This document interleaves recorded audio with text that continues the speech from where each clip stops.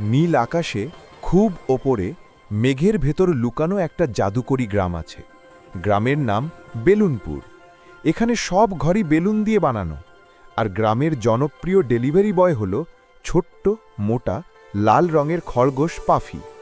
পাফির একটা বিশেষ গ্লাইডার আছে। রঙিন বেলুনে ভরা আকাশে ভেসে ভেসে সে যে কোনো জায়গায় পার্সেল পৌঁছে দিতে পারে।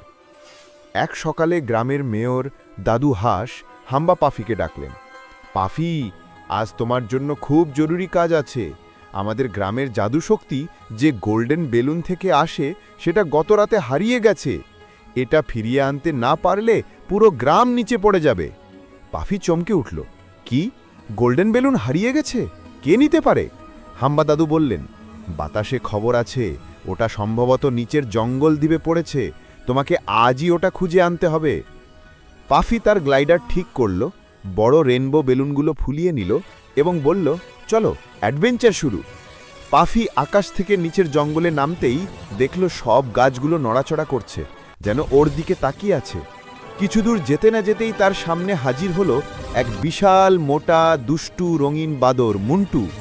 মুন্টুর হাতে ঝকমকে গোল্ডেন বেলুন।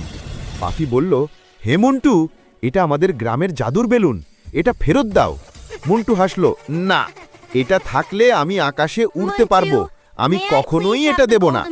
পাফি একটু ভেবে বলল, যদি তোমাকে উড়ার একটা ভালো উপায় দেখাই, বিনিময়ে তুমি বেলুনটা ফেরত দিবে? মুন্টু আগ্রহী হলো, উড়তে পারবো সত্যি? পাফি গ্লাইডার থেকে কিছু অতিরিক্ত বেলুন খুলে মুন্টুর কোমরে বেঁধে দিল। কয়েক সেকেন্ডের মধ্যেই মুন্টু আকাশে ভাসতে শুরু করলো।